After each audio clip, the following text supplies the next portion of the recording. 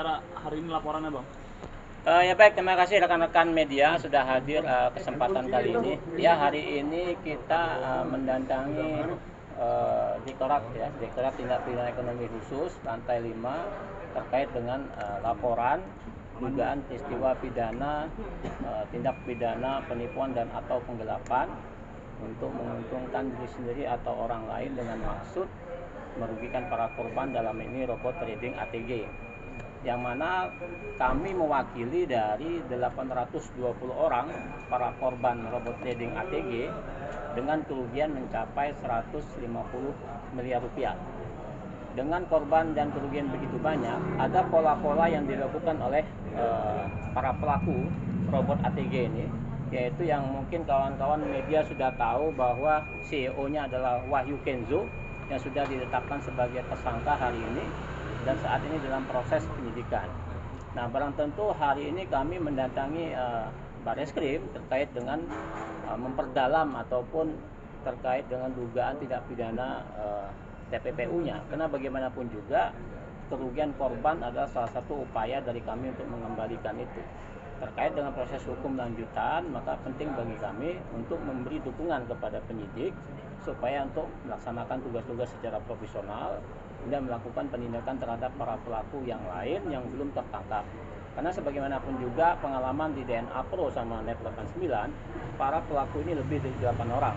Nah, hari ini ada 3 orang tersangka, maka kita mendukung kawan-kawan di penyidik Bareskrim untuk memperdalam peristiwa pidana ini sehingga memunculkan para tersangka barunya, termasuk terkait dengan mendalami proses tindak pidana pencucian uang yang diduga dilibatkan kepada para public figure dan pejabat publik yang dalam hal ini memiliki hubungan dengan Wahyu Kenzo dan diduga menerima hasil dari kejahatan.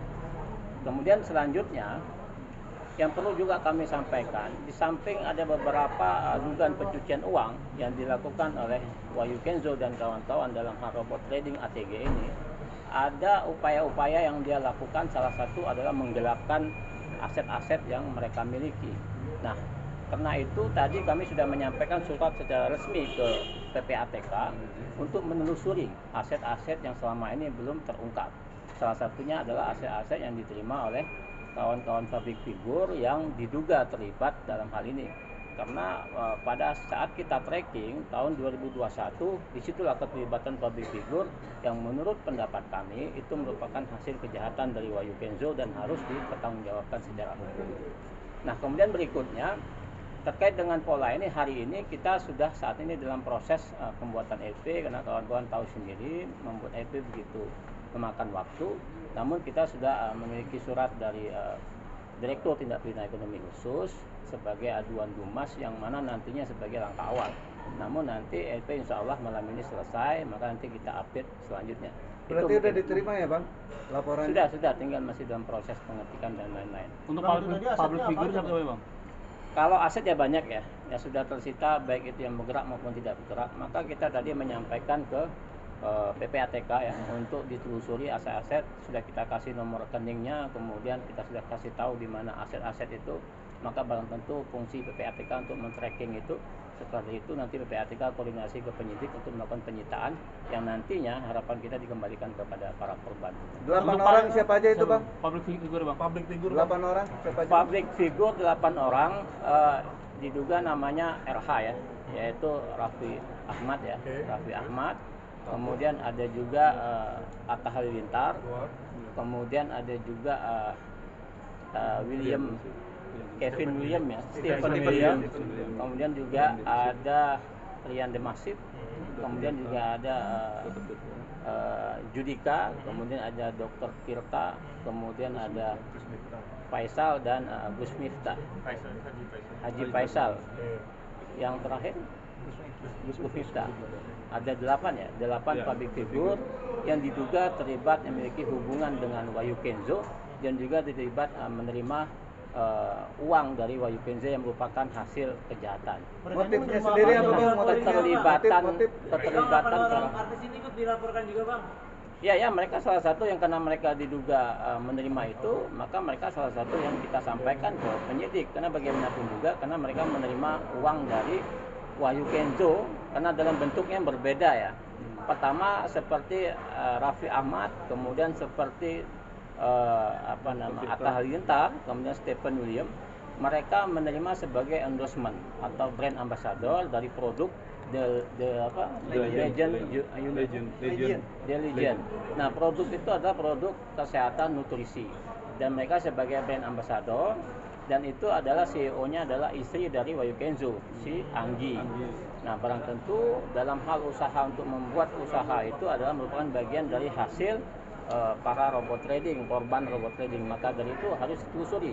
Karena mereka sebagai brand ambassador, maka barang tentu mereka mendapatkan sesuatu atau menerima sesuatu dari Wahyu Kenzo dan kawan-kawan. Kalaupun kita lihat dari perspektif belakang, seperti Ivan Gunawan, itu pada saat di kasus DNA Pro juga sebagai brand ambassador, kemudian dia mengembalikan uang itu, maka dianggap dia sudah memiliki itikat baik. Satu. Kemudian seperti Dian Demasif, kemudian Judika, beliau juga merupakan brand ambassador dari produk nutrisi Glory yang merupakan bagian dari PT Pansaka Bersama. Itu adalah suatu CEO-nya adalah Wahyu Kenzo langsung. Karena mereka brand ambassador, maka diduga menerima sesuatu dari yang mereka promosikan.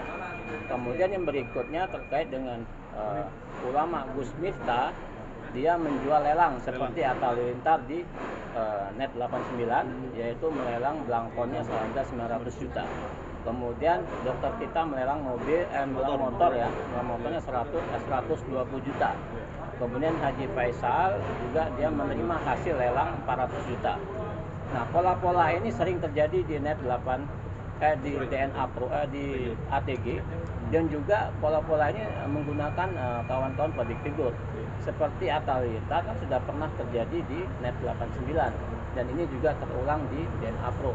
Nah, maka dari itu kita berharap kawan-kawan public figure ini dengan itikat baik membantu kami, membantu para korban, membantu para penyidik untuk mengungkapkan peristiwa hukum ini supaya terang benderang dan dapat mengembalikan aset-aset para korban. Itu harapan kita yang kita minta kepada penyidik untuk mengusut itu. Bang, di belakang ada korban, bisa dikenalkan Bang? Atau mau ditunjuk dulu gambar itu? Dihadirkan dulu korbannya mungkin Bang, para korban.